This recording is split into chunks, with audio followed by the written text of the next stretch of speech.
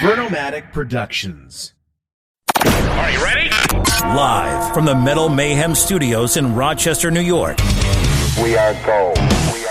And heard around the world by metalheads just like you. This is Metal Mayhem ROC. Heavy metal music. Your weekly dose of metal music, interviews, album reviews, news, and more. Want to be part of the show? Send us a message through our website, metalmayhemroc.com, or hit us up on Facebook and Twitter. Search Metal Mayhem ROC, a proud member of the Pantheon podcast team. It's getting nice and heavy. Now, welcome our hosts, John the Vernomatic Verno, and direct from New Jersey, Metal Walt.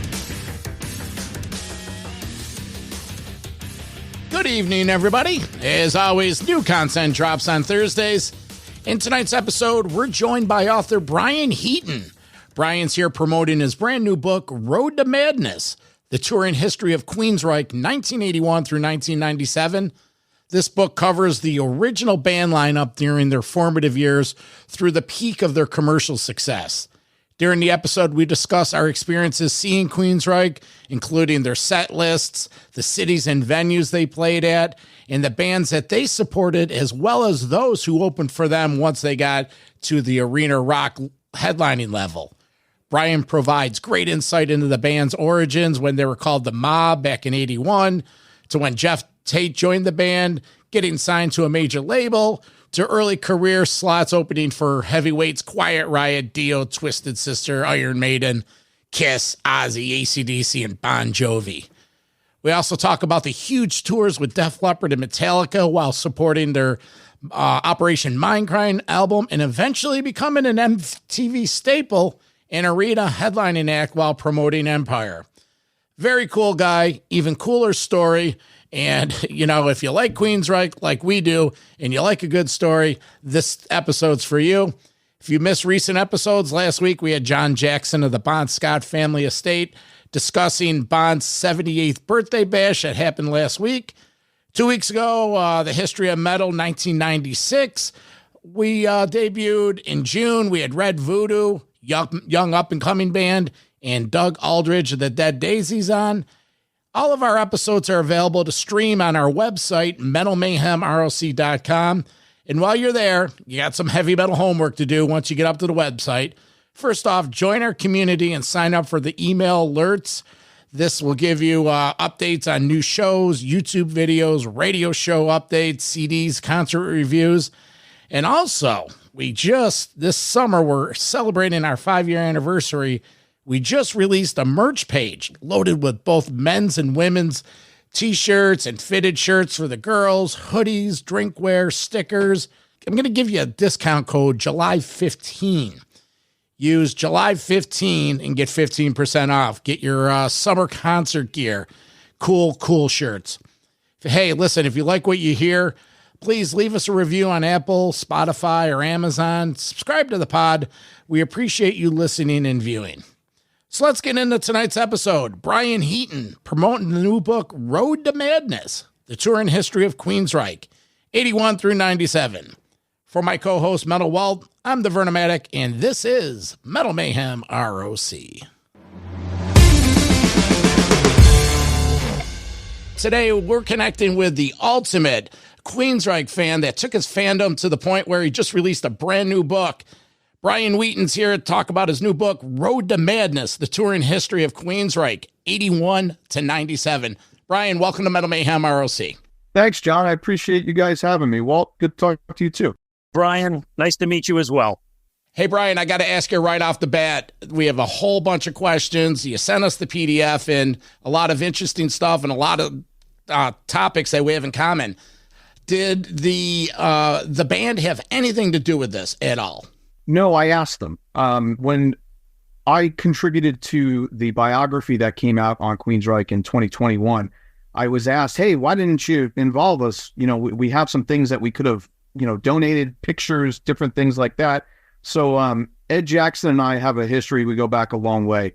So when I was doing the book, I talked to Ed and he clarified a few points for me, but said, hey, I want to keep some of this stuff in case we do a book at some point down the road. And I mean, I completely respect that. So I was happy that he helped me out and clarified a couple things. But no, the band wasn't really involved with this at all. The nice thing about media in this day and age is the permission from them wasn't really needed. For me, it was a completely different perspective. I didn't really want the band's perspective. I wanted the fans' perspective for Roads to Madness. And that's really what the book is built on. Brian, I think it's important as we get going in this discussion for the three of us to disclose a little bit on how we got into the band. So for me, I'm 54 as of yesterday. It was my birthday. And I discovered Queensryche. It was basically, on the Gonna Get Close to You video. I remember seeing that one. It was strange. And, that's a bit of an outlier of a song, if you think about it. It's not one that signifies like the image and the sounds of the band, but that was where I went on the map. And I think it was it was really during when Operation Mindcrime got introduced to the radio in New Jersey on Seton Hall Radio on WSOU, where they started playing the shit out of that album. And I remember specifically buying the cassette, going to the Livingston Mall in New Jersey, and they did an in-store. It was my freshman year of college. It was in September, and I cut class in the first month of school to go to the mall, a mall that's still there, and it's 10 minutes from my house. It's falling apart, by the way. But anyway, I have pictures from that day, and that was the start of it. I actually have the cassette signed. I have the Rage for Order cassette signed. And let's say the rest is history. And I followed them from that point on pretty much every tour, every, evolution of Jeff Tate, whether it's his band, the Queensryche band, his solo stuff. It's just been a fascination, I think, for all three of us. What about you, John? When did you get into the band? I got into them right at the beginning when the EP came out. I'm a little older. I'm 56. And Walt, by the way, happy birthday. Welcome to Double Nickels. But back in, when I was a freshman in high school, went into my local heavy metal store, and the store owner, he said, "Hey, John, you may like this." And I saw the cover of the EP, and I got it, put it on, and been in love with the band ever since. Had a chance to see them that summer on the Dio Twisted Sister tour. So didn't see that tour, but started seeing them opening up for Kiss. The Warning tour. So that's where I started with Queensryche and have seen them all the way up until maybe 10 years ago. One of those last Jeff Tate tours. So that's my history with Now, Queensryche. Brian, how about you? I mean, the next obvious question is, why did you decide to write a book about Queensryche and why this particular angle on it? But talk about your upbringing and how you discovered Queensryche and where that happened and what age you were. Sure. Well, we actually share a birthday, Walt. Yesterday was my birthday as well. I'm 48. So happy Kindred birthday. spirits, man. Happy birthday to you too. How about that? What a coincidence. That's kind of funny. But I started in early 88. I was 8th grade, something like that. And I had two friends of mine, and they shared a bedroom. We were just getting into metal. We were listening to Halloween and Manowar. I think the first Fifth Angel record, if you guys are familiar with Fifth Angel, we listened to that. And their older brother Mike came home with a cassette of this band Queensryche, Rage for Order. We didn't really think of anything of it, and they dubbed me a copy. Remember when we dubbed cassettes? They dubbed me a copy of that, and I threw it in my Walkman on my walk home, and the voice hit me. Like, the guitar was cool for Walking the Shadows, but it hit me hard as soon as Jeff started singing, and I've been a hardcore fan ever since. That was my kind of introduction to Queensryche, and they really, with most people, which I imagine with most people too, finding out once they did Operation Mindcrime and that was released, I just became a complete hardcore, and they've been my favorite group ever since. In terms of the original band, they're still my favorite musical lineup of all time and the music that they did. The book, it's a long explanation, but I never had an opportunity to see them live until 1995. I ended up getting to see the Promised Land tour at Jones Beach on Long Island. And that was my first ever concert. It was my first ever Queensryche concert, obviously. And that set off a firestorm for me. I was addicted from that moment on. And a buddy of mine who I went with gifted me my first bootleg recording, which we'll get into later. And I just started collecting. And I started going to every Queensryche show that I could. And this kind of snowballed. And over those years that I couldn't go to concerts, so from like 88 through 95, I was so mad that I couldn't do that I would collect magazines. I would, do different things, get little tidbits here and there on their live history. And I collect that stuff just as a fan. And then obviously as the 90s rolled around and the internet and you started seeing ticket stubs show up and tour dates and we had more access to information, I collected all that information and put it up on a website for many, many years, for 16, 17 years, called anybodylistening.net. And formerly that was called The Breakdown Room. And I solicited all that information from fans, pretty much crowdsourced everything from, I think that website went live first we had something in 97, 98. So up until 2016, I had collected all that information. And that kind of spurred me after we did the biography on the band a few years ago. Hey, it's time to put this into a book form. And that's what I was going to say. It was natural progression to do the book. How long did the book take? And at any point did you're like, oh God, what did I get myself involved with here? Or did the experience running the website help you with this? The experience definitely helped, just because I had a lot of this information collated already. I had it. I had to re-verify everything, which is the moment that I was like, oh shit, what did I get myself into? And that was, and the book took about 3.5 years to really put together. It wasn't necessarily the writing. It was, I wanted to make sure that this was the most accurate book on the live history of the band that could be done. And so I didn't rely on things like setlist.fm. I found that site is helpful, especially for a lot of the newer concerts. But when you go back into the 80s, it's really spotty. And so I did a lot of research going to the sites of bands that Queensryche opened for, pulling tour books from buddies of mine that had like tour itineraries from the band and their crew, pulled dates, got all that stuff, verified what was played through set lists that I had, through bootleg recordings, through everything that I can get my hands on. And then I verified a few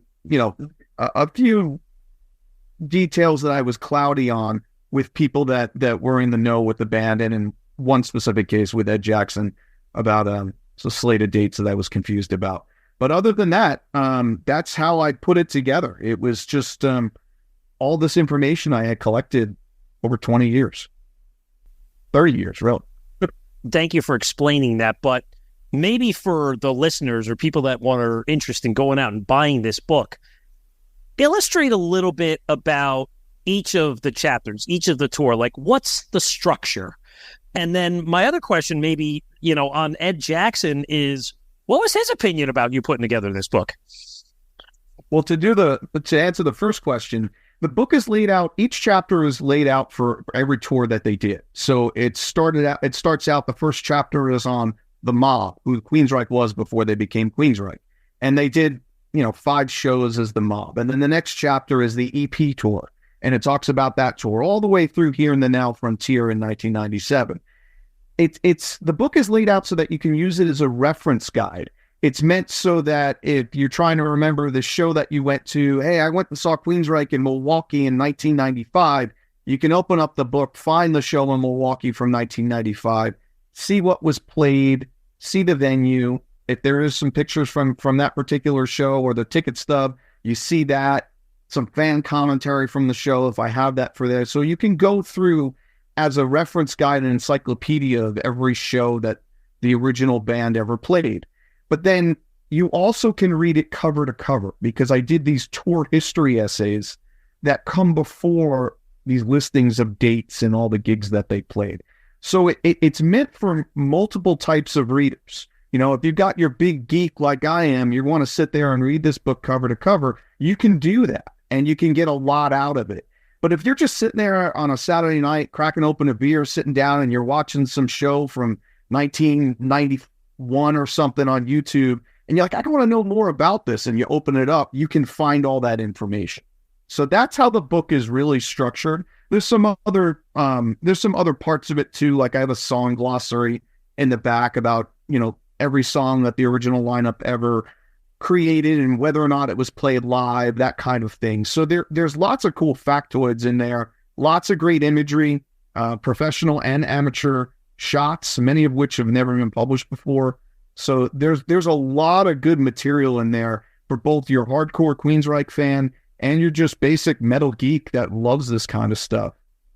As for, I'm trying to remember your other question, Walt. It had to do something with Ed Jackson, his opinion on this, if I remember right.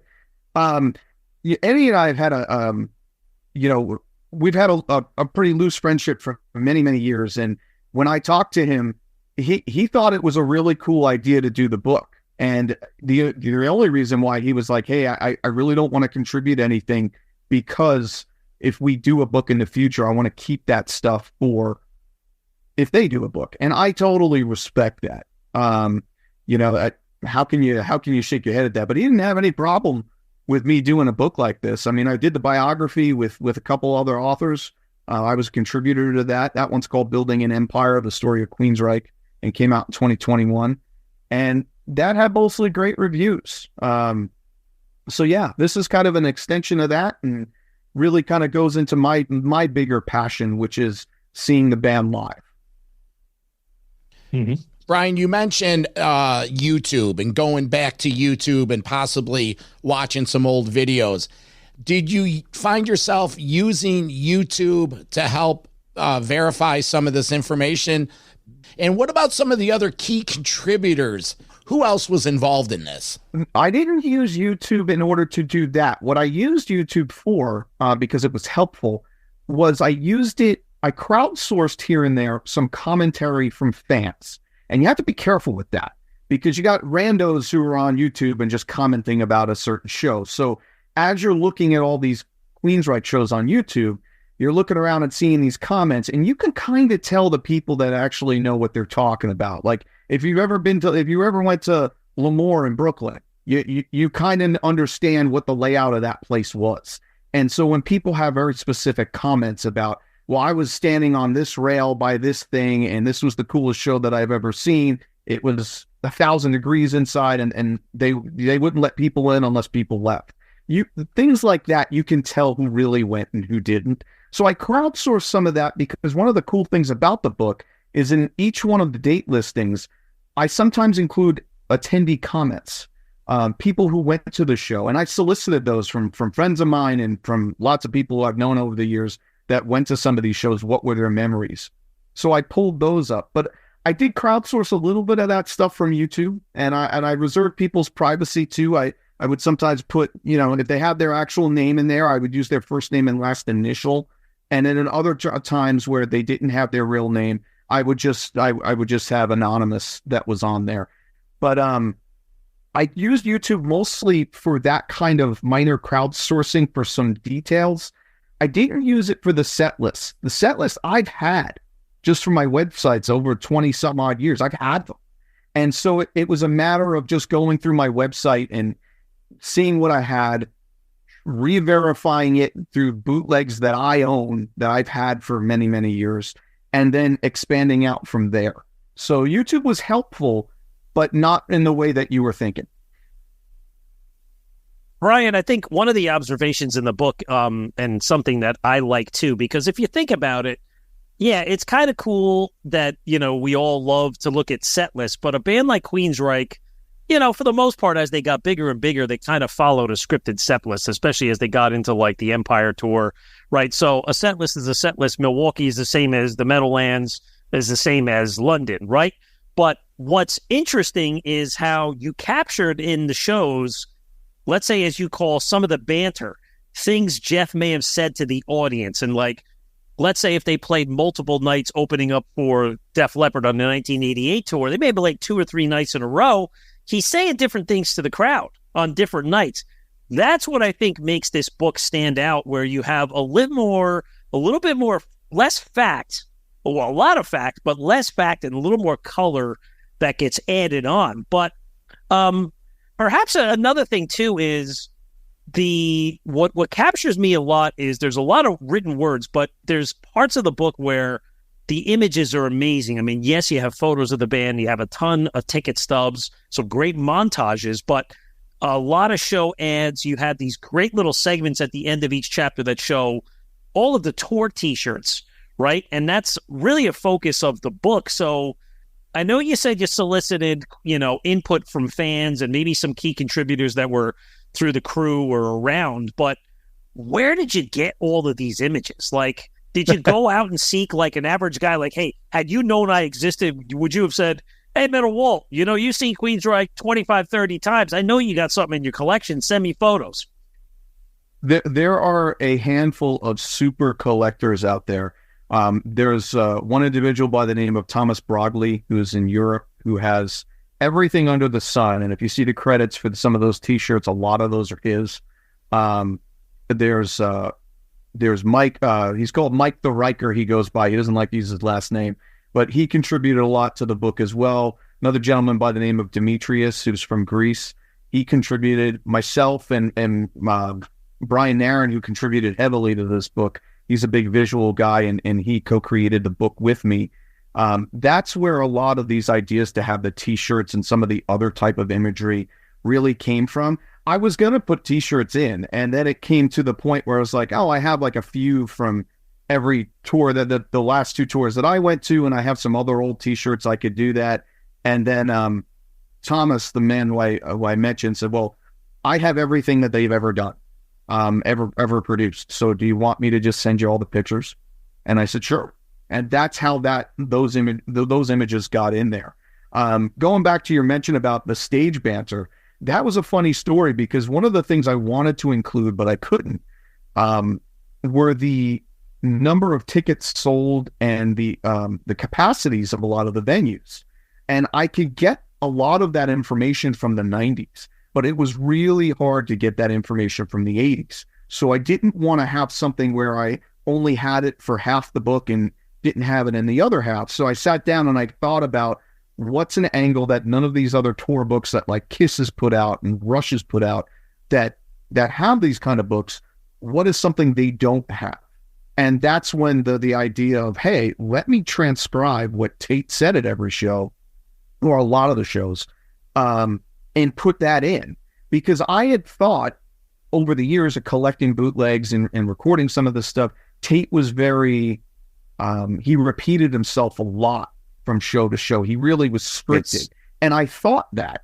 And then when I went back and I listened, it was like, no, he did say the same things under a general thing, but a general capacity, but a lot of what he said show to show was actually different. So that's why I sat down and transcribed all of that. I think there's probably 300 sets or 250 sets of stage banter from each gig in the book. And I spent all that time transcribing it. And then and in some cases, when he spoke in a foreign language, whether it was Japanese or German, I had a couple buddies of mine translate it so I knew what he was saying. And that's what's being a taper myself back in the day, and still currently a taper and a collector. That was the draw to collecting it. And Brian, probably like I did, when you sunk your teeth into a band, you wanted to go out, and even if you saw that local New York show, you had a goal. You're like, I need to get every show on this tour. And you would find the people all over the world, swapping packages, people in the States, people in Europe, people in Japan. And, the average person would say, well, what do you need that for? If you recorded Queensryche at the Meadowlands, they're playing Tokyo 2 months later, it's the same set list. And you're like, no, it's not the same show. A, it's different equipment. There's a different vibe. There's a different crowd interaction. And there's going to be different things the band is saying in between the songs. It's not the same. No, it's not. And that's really where my passion for not only taping and collecting live shows and creating the book, like that's where it all came from. It's like, I have all this information. I really want people to have it. And to be honest, I was going to just create a new website. I was going to make roadstomandus.com literally what this book is and do that. But my HTML design skills are probably about 20 years too late. So I didn't have the design capacity to just do it all myself. And that's why it's in book form, because I could just My books I know how to do. So I that's why I went that way and put all that stuff in there. Because, yeah, I agree. Every show was really different. And for the hardcore fans, that's the stuff that they want to know about. And if you've seen a band multiple times like we have, right, you can probably pinpoint. Like if I look at my list of Queensryche shows or Rush shows that I've seen, I could nail the top 2 or 3, and I could be like, Meadowlands, July 24th, 1991 was the best Queensryche show I've ever seen. You just know it. You have it in you. You could have seen 4 others on that tour, but there's always going to be one favorite. Absolutely. Well, let me ask you, there's a lot of elements that go into it. Was it so much the band? Was it where you sat? Was it who you were with? It's everything. It's the seat you were at, who you were with. I always thought, like, to me, especially back in the heyday, I always felt it was, if the crowd was into it, it just made me feel better. There was dead crowds, and not to get too off topic, but I'll never forget one of my favorite shows of all time was seeing ZZ Top and Extreme at the Meadowlands Arena, and it was one of the best shows I'd ever seen in my life. And why? Because the crowd was out of their minds. I've never seen more rainbow beach balls going up and down through that crowd in between bands, and there was so much of a euphoric feel leading up to it. I will never forget that show. It's probably a top 10 show for me. Brian, you mentioned that you have this extensive bootleg collection. Have you ever had a chance to meet the band extensively on multiple times? You mentioned you're friends with Eddie Jackson. What about Jeff Tate or DeGarmo or Rockenfield or who am I leaving out? Michael Wilton. Yeah, I've met them all. Some of those meetings have been in a fan capacity. There's some pictures in the book of myself and some friends meeting them in the 90s that were on there. And then in other capacities as time went on and, you know, the band changed around the time where Jeff split with the band. I was pretty close with them because I was running a website that was helping promote Queensryche at the time. So I've had a lot of exposure with the band over the years.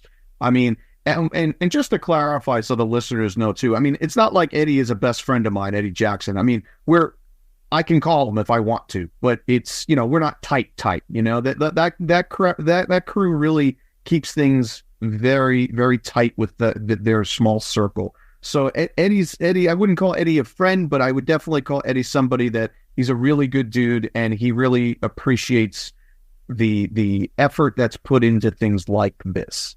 I can probably put it that way. But I wouldn't call him one of my best friends. That's probably stretching it just a little much. Good dude though. Really good dude. Well, that's cool. I've never had a chance to meet any of these guys, but hopefully someday. Hey, listen, we're going to take a quick break, and when we come back, we're going to visit the heyday of Queensryche when that empire comes out and they have the world in the palm of their hands.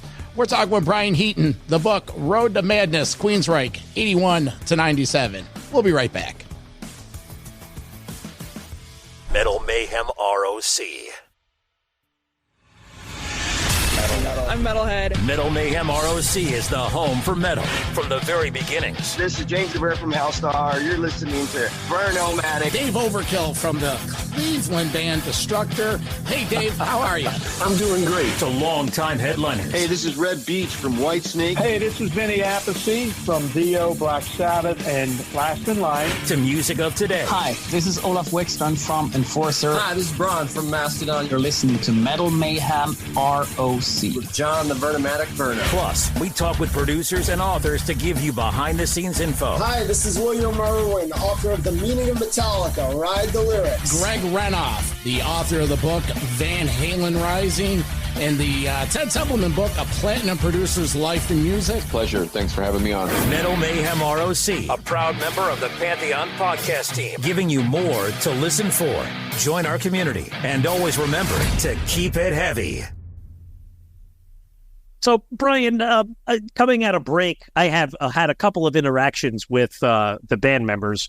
One was more recently, I met Eddie Jackson backstage at the Judas Priest tour 2022. And it was funny because he was coming around the bend and the undercarriage of the arena carrying a big old pile of desserts. And I remember him saying, "Hey, Eddie, big fan. Can I take a quick picture?"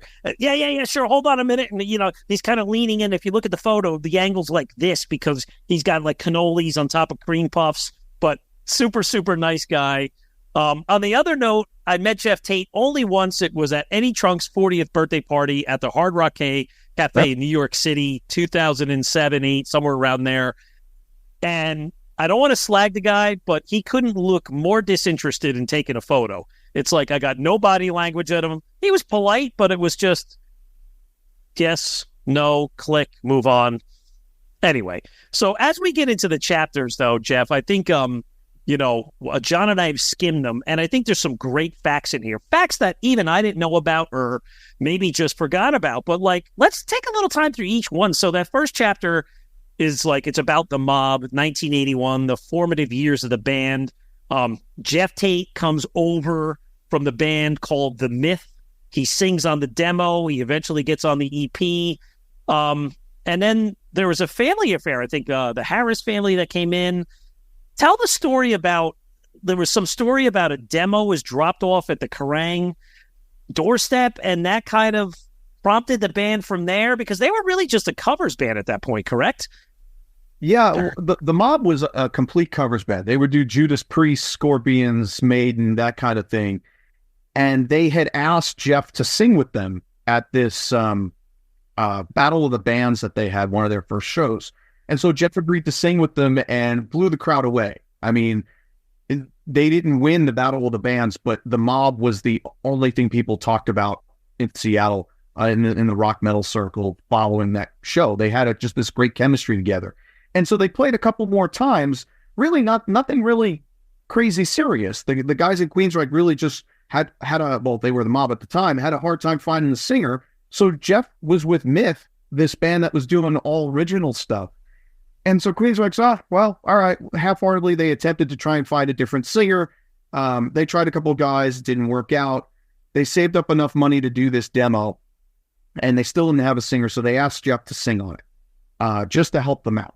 And Jeff sold it to Myth, his Myth bandmates, by saying, "Hey, I've never been in a professional recording studio. This will be good for us when we get into one. This way I know what I'm doing." And they recorded the demo, and it did nothing. Everybody kind of rejected it, didn't really have much of anything. And they were with the Harrises, which is Kim and Diana Harris.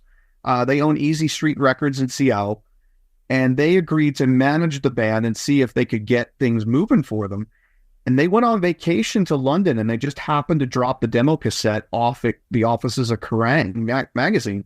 And the guy who grabbed it, Paul Suter, he loved what he heard, wrote up this great review.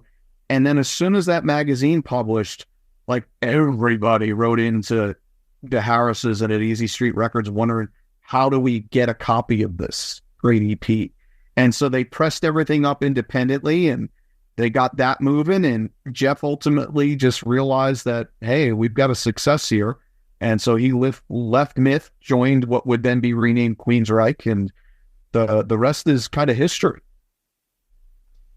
Brian, how quick was the pivot from the EP to being signed to EMI and that first Queensryche EP tour with Twisted Sister and Dio? Because I just recently was viewing a podcast with JJ French, and JJ talked about that tour. He goes, I couldn't understand this. Twisted Sisters played a zillion shows, been around 15 years, and here's this band with 10 gigs under their belt on a tour bus. It's twice the size of ours. Their promotion is 4 times as much. How did that happen? Was it that much juice from that EP? Or what's the story behind that first tour? So the EP came out on the band's own 206 Records. That was their independent release. It sold thousands of copies. I'm not quite sure off the top of my head of the exact number, but I'm pretty sure it was, close to 5 digits. It was around 10,000, I think. And then EMI came calling, and this was in 83. So it was about, I don't know, I would say about a year from the point that they pressed it independently, maybe 6 to 9 months, to the point where all of a sudden labels started having interest because their EP was selling independently. And so they ended up getting hooked up with EMI and signed their recording deal with EMI, I think in July of 83. And then they were on tour with Twisted probably 4 months after that, 3 months after that. And yeah, it was interesting. They did. Queensryche had their own tour bus, and Twisted Sister didn't. They were still in a van, essentially. And they even invited the guys in Twisted to come on the bus, especially as it headed up north and it was in some cold thing because it was cold. And all of them really, from what I understand from Davey Morris, who was Queensryche's crewman at the time, all of them did except for D. He Spatter was like, nope. I'm not coming on. I'm just going to hang out here in the van, because he didn't party. He was really straight-laced. So, but yeah, that's what happened. And as for the reason why, you'd have to ask, I mean, he's no longer with us. Kim Harris, who was the co-manager of the band. Kim and his then wife, Diana, had so many contacts in the industry. They were able to get Queensryche's guarantee, like what they would get, so much higher than any opening band at the time. And to be honest, I still can't figure out how the Harrises were able to do that. But whatever bands were getting paid at the time, Queensryche for an opener was at the absolute top of that. So they were able to, the label never had to front them money to really tour. They were able, and that was a common thing back then, was tour advance money. They didn't have to front as much money because Queensryche they got it all with their guarantees. So they were able to get on a bus quicker. And it was a lot of that push from the EP and just how successful it was and the contacts in the industry that the Harris family had. And it really helped Queensryche get a head start. You know, a lot of things were lining up for the band right from the start. The fact that that demo went to England and it came back to the States added an aura of the band. And the name didn't hurt either. You know, at the time, you know, that kind of name carried a lot of clout. Queensryche, it was sort of, you know, mystical. And then when they came and the EP blew up, but then they were able to do that videotape that was shot in Tokyo. Again, another illustration of money going into this band. Who has a videotape after The Warning comes out that was huge? That was I had that. And I read in the book where you actually, you rented it so much that the video shop owner gave it to you or bought you a new one. But that was the type of media that at the time, 1984, young bands just didn't have that access. So let's talk about The Warning and then that videotape. And on that videotape, there was our first chance of having a additional song, The Prophecy, that they ended up started playing, you know, afterwards. So let's talk about The Warning, because I love that album. I was with Queensryche that first 5-album run up through Empire. That was another one of those 5-album runs that was legendary. Yeah, I mean, The Warning's a great record. It's probably my second favorite Queensryche record to my crime. I have, its original form was a little different than the one that everybody actually has. If you pick up the LP and see the track order is actually not what the band wanted. It's a concept album. And in its current form, the one that everybody knows of, it's kind of mismatched because they wanted Warning, the lead single, to lead off the record. The record's actually supposed to start with NM156, and that goes into Enforce, Deliverance, and No Sanctuary, then Take Hold of the Flame. That's the first beginning part of the record. And so when Queensryche went to Japan, they had signed off on the record thinking the track order and the mix was one thing. And when they went to Japan, they were all excited and came back from the trip, and they had found out that the label had messed around with the track order and had done something with either the mix or the mastering. It was with the mix that lowered the guitars in the mix, which was different from what they had wanted. But those shows in Japan, if we can back up to August 84, they were huge for Queensryche. Mr. Udo, you know, may he rest in peace. He negotiated something with the Harrises that really provided Queensryche with a ton of money at such an early age. These were all headline shows Queensryche was performing. They were all sold out. They were gigantic shows for the band. And You don't normally get that on a band that's got an EP and an unreleased first record that they're playing songs from. But the way, I guess Mr. Udo really enjoyed what he heard from the EP and wanted them and came after them. And why not? So the Harrises negotiated a really good deal for the band. They were put up in, great hotels, 5-star hotels, and treated like royalty. And I remember Davey Morris, who I mentioned earlier, was their first crew member and was the only crew member for most of the EP tour. He was amazed when he went to Japan because the Japanese were so efficient in getting rooms set up and getting things exactly how the band wanted it. He would show their people once how he wanted everything positioned, and it was perfect from then on out. He said he was amazed by that. But that was a great experience for Queensryche. They did really well with that Japanese tour. And also, I would think locally, too. They opened the run of shows for Iron Maiden at Radio City Music Hall. And, of course, as John said, you saw them on opening on Animalize. One thing I always liked was, again, I was a little probably too young at the time to hit that New York club scene, but that was like, these were the heart of the years where the bands were playing Lemoore a couple times, or they would go to Lemoore East in Queens, and you had Lemoore in Brooklyn, and it was just a cool time. There's like a mystery around those shows in Lemoore. But Brian, as we get into like they're really growing the ladder, the Rage for Order years, they get opening slots opening for Ozzy, AC/DC, Bon Jovi. And then, of course, as you get into Mindcrime, this is where things really explode for the band because it's a concept album. There was nothing like it at the time. But the big thing is they get picked up by Q Prime to manage them. And as this is where I started, I was at that first Def Leppard show, September 21st, 1988. My best friend Mark went night 2. Another guy I know went night 3. We have the bootlegs for all 3. I was there for the Metallica shows.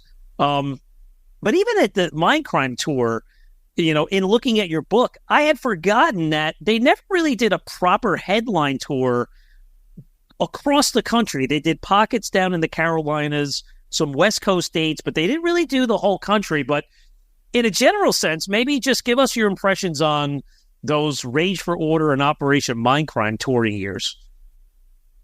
They were drafted.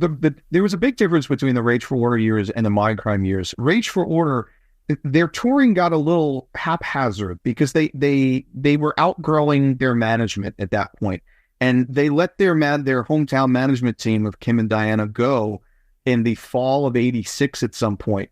And Queensryche actually had some headline dates in Europe scheduled, and they canceled them and took a run with Bon Jovi instead, because with the influx of the different management stuff, they didn't have a steady manager at this point. It was really, that Rage tour was shorter than what I think they intended it to be. And they managed to get on with Bon Jovi so that they could go to Europe for Rage for Order.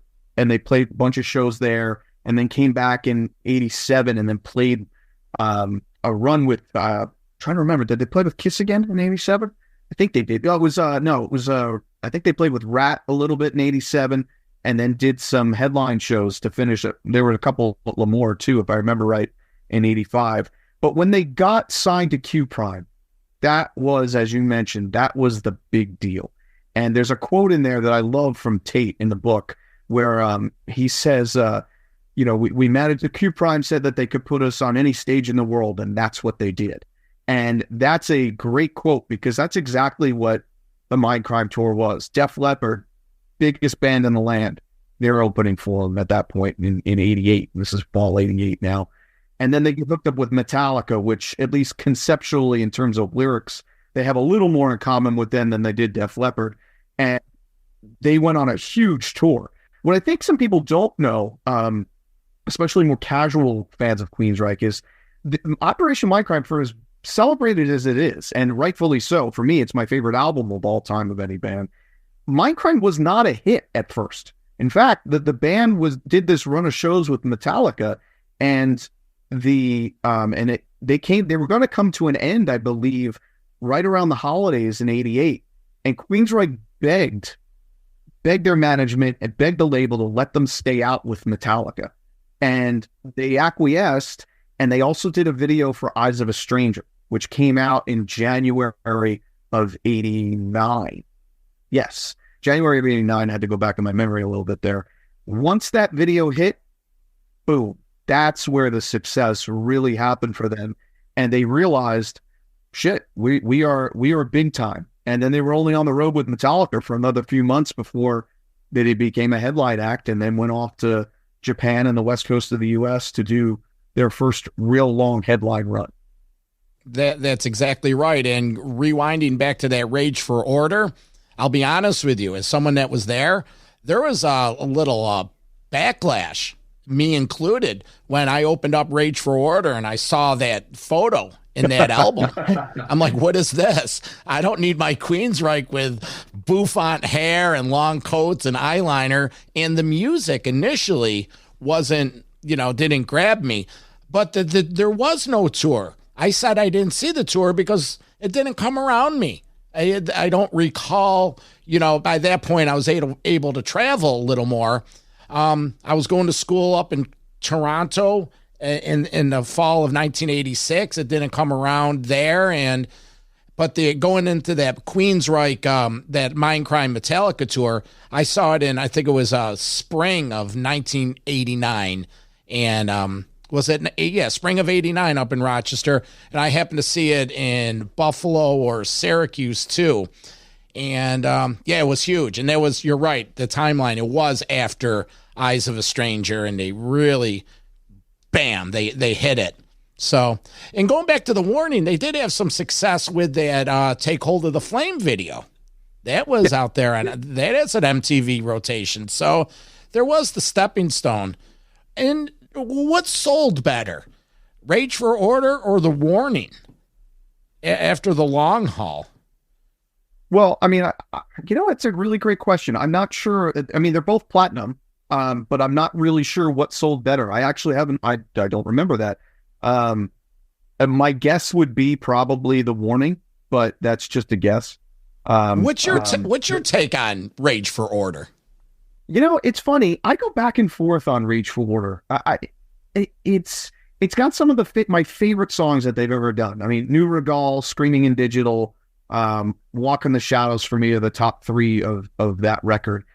They definitely were, in my opinion, they were probably a little ahead of their time in the way that they did that record. It started a little bit it pushed a little bit of that goth rock stuff a little bit forward. A lot of bands like Typo Negative was influenced by Rage for Order and a few others.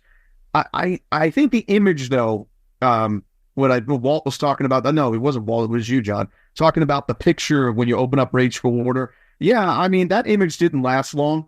I think they went with that for maybe a couple months of touring, and they were like, all right, this is ridiculous. And they went to their jeans and t-shirts and things that they normally did before.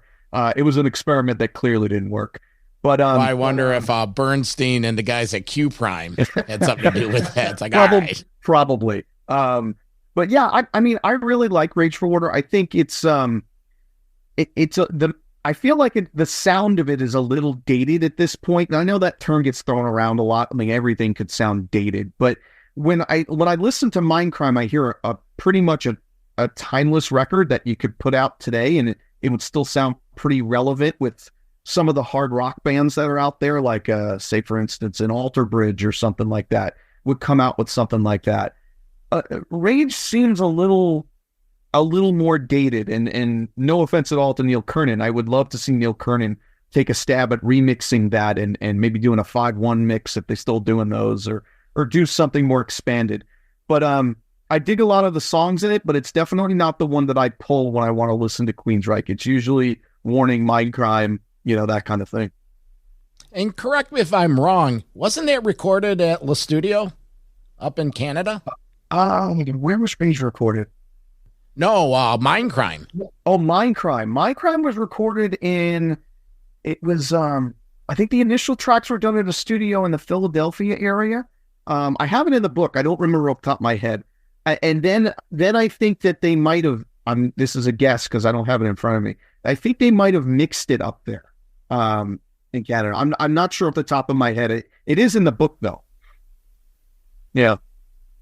So guys, before we get into the Building Empires tour, I want to bring up a relic that's hanging on my existing man cave as we speak. So check this out, guys. This was the two cassettes I mean, look at how the ink has held up. These were autographed at the Livingston Mall in the fall of 1988, and look how nicely they've held up. So there, John, there you can see Jeff's nice bouffant haircut there. Yeah. Image I'm not going to get out of my head the rest of the day. Thank you. It's not just Jeff. DeGarmo's got something going on there, and well, Eddie Jackson always had his big hair. Rockenfield may have a little. That's Rockenfield to the left of Jeff up there. I think so. Yeah. I think these days Scott would love to have that hair back, but I mean, I have to give my co-host a 10 out of 10 for bringing that relic. That's too bad we didn't have that available for the book, because that would have fit in nicely in there. Exactly. Too bad. But anyway, as we're moving on in their career, building empires, this is the peak, right, guys? They're headlining arenas, great tour. I mean, they open up playing 6-7 tracks from Empire. They do Mind Crime Complete end to end. They come back. They do a couple encores. They do Last Time in Paris, usually as the second encore. But this was the big one. Suicidal Tendencies opening a lot of that U.S. leg. I mean, again, the Meadowlands Arena show. I mean, you think about Queensryche, my God, 19,000 people in the middle of the summer at the Meadowlands. But, they also hit Europe. They were on the Monsters of Rock tour these years with AC/DC, Metallica, Motley Crue. And this was also around the time the MTV Unplugged thing was happening. That was kind of big. Every band was dabbling in that. They even did a nice showcase show there. So, again, Brian, we'll talk about the impressions of the Building Empires tours. Well, Building Empire actually started in Europe, and it was the venues were a little smaller. I believe was it Ireland, England. I'm trying to remember where they were. I think it was Ireland. I think it was Dublin is where they started, and the venues were a little smaller. I remember that a buddy of mine who contributed to the book, Raf, he was at the Belgian gig where unfortunately there was a murder that happened in the crowd, and they had to stop the show. But that venue was tiny. It was like 700 people, 800 people. And it was as those songs, Empire and Silent Lucidity and Jet City Woman, as those started to build, the venues that they ended up booking for the United States for that first run of U.S. gigs, it was Queensryche in all of its glory, as you've already mentioned. That was a build that Queensryche became less of a cult band and more of a household name. And it really showed in the places that they played and how the band was marketed. I mean, that's how a lot of this is, right? You have a hit single, you get more money from the label back in the day, they market you more, and boom, you become this huge entity. And Queensryche had the nice, I'm sure at the time they wish they were a little more successful sooner, but the fact that Queensryche had a really steady build to stardom, I think really helped them as they kind of played the 200 shows or 180 something shows on the Empire tour. And they realized how they had to pace themselves, and they were able to put on a huge production in the States that lasted, 14 months, 16 months. They toured from October 29th of 1990 until January, I want to say 3rd, 1992. And so, most of those gigs, except for the Monsters of Rock stuff, were headline shows in arenas in the States and then later in Europe. And it's amazing coming from a band that just a couple of years prior was, selling out, bars on the Mindcrime tour to headline before they really kicked in North Carolina. It's an amazing story. And you mentioned the Unplugged. The Unplugged session was April 92, and they had been off the road for a few months at that point. And that show was so cool because if you've ever gotten a hold of the unreleased footage from that, or if you ever have opportunity to jump on YouTube and see the uncut version, you see the camaraderie between the five of them, and it's still very much intact. Despite all those long days on the roads together, they're still laughing and making fun of one another, doing this kind of thing, and it's all meant in good fun. And it's like, yeah, I mean, even though they had all this stardom, they're still the same dudes. And that was cool to see in 92.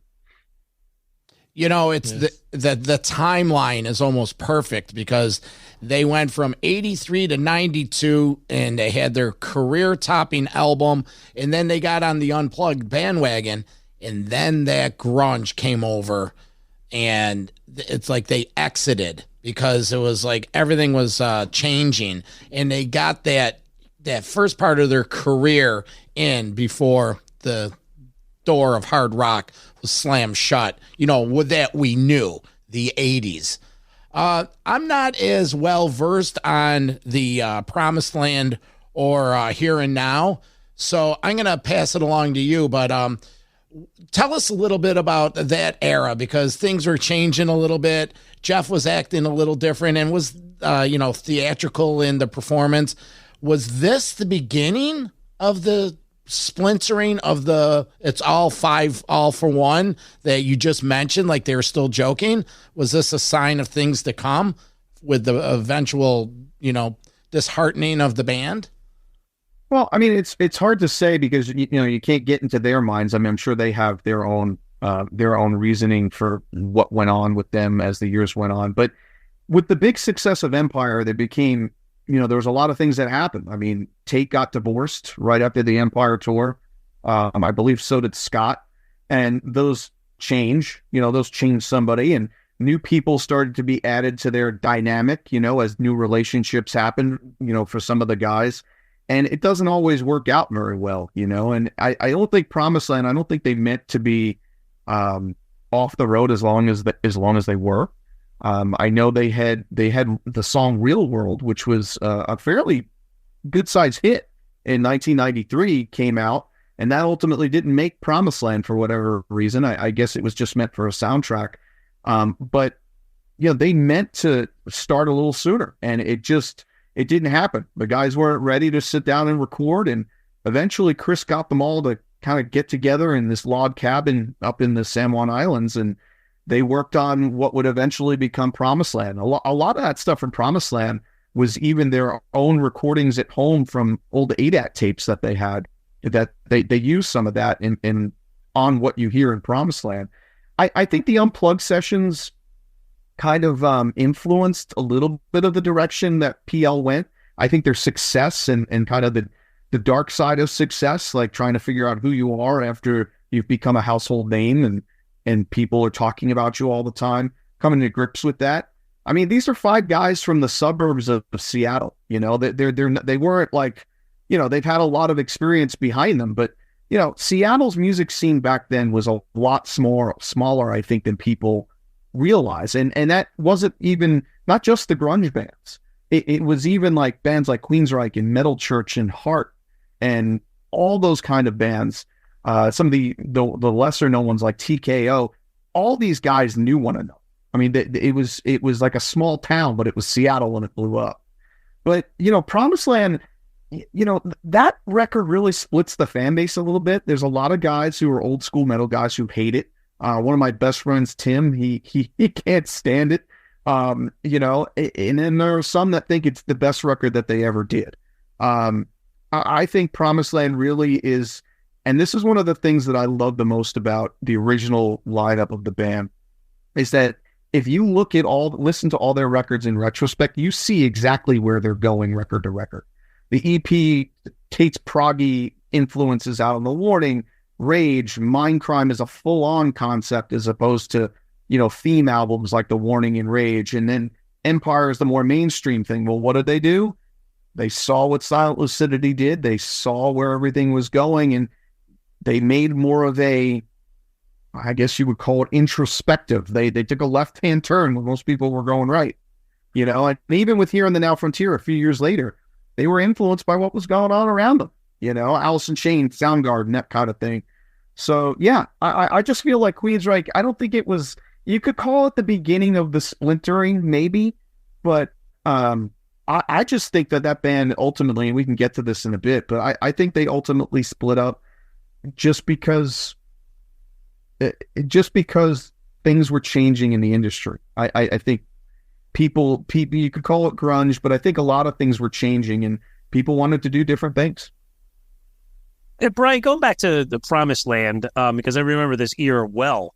Yeah. I'm in the more of the camp. I like the album. I don't love the album, but certainly it wasn't a disappointment to me. It was actually, seeing the live show, they built on the success of the Mindcrime tour with Jeff starting a little bit of his illustrating and acting. I mean, even thinking about how the guys presented themselves on stage. They all had the wireless mics, right? They were hands-free and that kind of thing.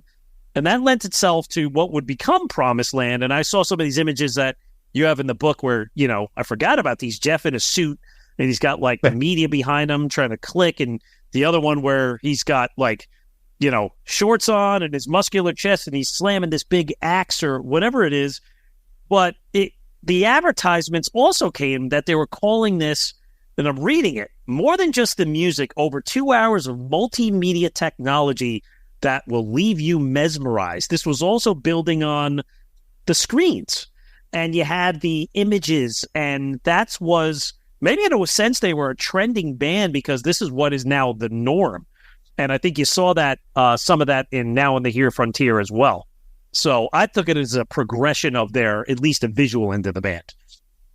Yeah, I agree with that. And I think that the Promised Land tour, for folks that never got a chance to see that tour, the Promised Land tour was more visually intense than even the Building Empires tour was. There was more set changes and more animation, and it was more dramatic. Some would say melodramatic, but it was an amazing thing to witness the band take their stage, which was really cool, and then have a curtain come down or the lights go out, and then they come back up 2 minutes later, and it looks like a small lounge, and they're playing the title track to Promised Land in this little bar, and all the guys had changed out of their clothes into suits.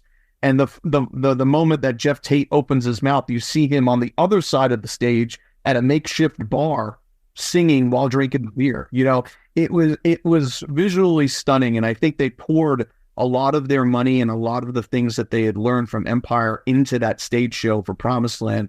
And for me, it was more of the, and this is probably an oversimplification of this, but for me, that was the more Pink Floyd kind of like vibe into Queensryche. And for me, I really dug it. I didn't like the album when it first came out. I didn't get it. And then I remember putting it on maybe a week after it came out on headphones, and the lights were out. I was trying to go to sleep, and then it hit me. And I was like, oh, now I get this. And I've been a hardcore fan of that record ever since. I mean, here in the Now Frontier, this is where you kind of conclude the book. I mean, to me, I don't have any long-lasting memories, but I always try to give every album from every band that I love a chance. But ultimately, this is where Chris leaves. I had even forgotten until you had it in the book that Jeff Tate auditioned for Journey at that point in time. But this is kind of where you close the book out and talk about, I mean, I guess you wanted to capture the essence of the original five. Was this just a natural closing point? And maybe John and I's question is, I'm a big supporter still. I'd like to follow the current Queensryche. I just saw the EP Warning Tour, which I thought was magnificent. Do you still follow the current version of the band? Yeah. So to answer that, yes, it was a natural stopping point. I mean, after 97, the original band was really no longer a unit. So it seemed to me, and those were their biggest years, right? It's the years that if you really weren't a Queensryche fan before then, you probably weren't becoming one later. You found the band with their classic material. So it was the natural stopping point for the book. Doesn't mean that there might not be another one down the road, depending on how well this one does, because I have all that information from the late 90s, like 99 up until probably up until Tate left the band. I have all that information, but this was a natural stopping point.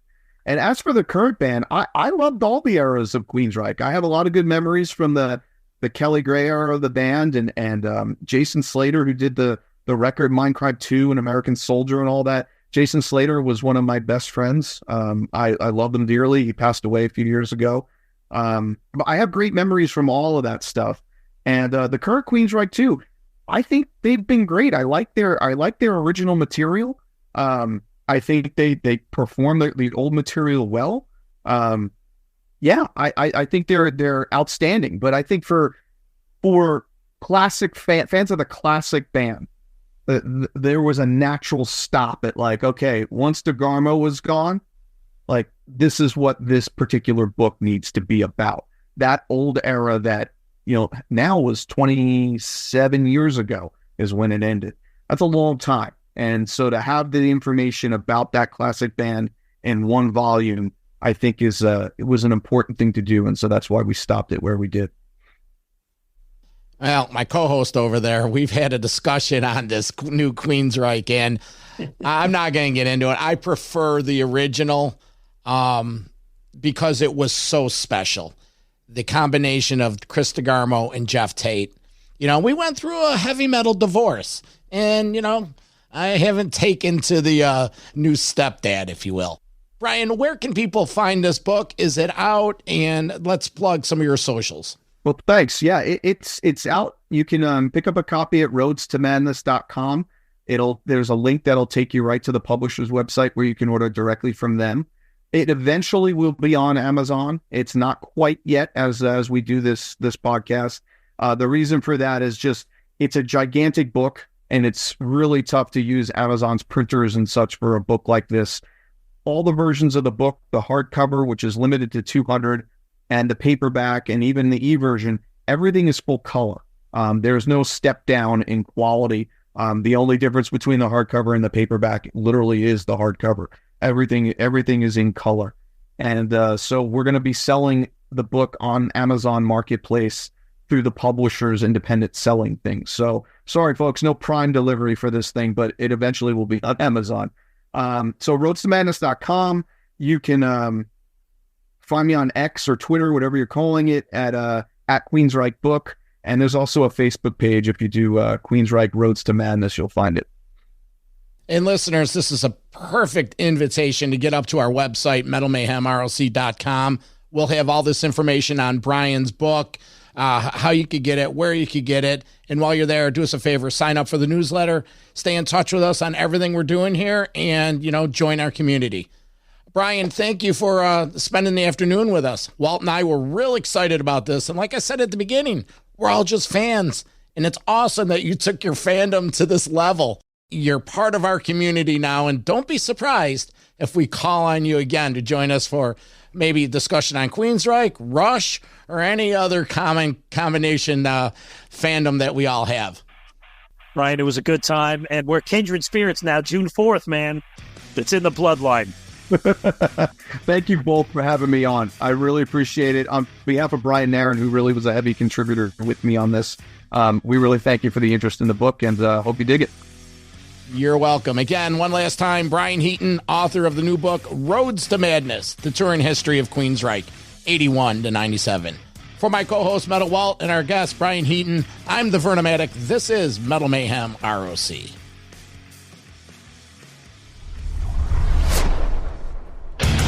Metal for life. Thank you for listening to Metal Mayhem ROC. Check out our website at metalmayhemroc.com for information on podcasts, archives, links to all our live radio shows, and all sorts of info. Please like, follow, and share with everyone, even your non-metal friends. And always remember to keep it heavy.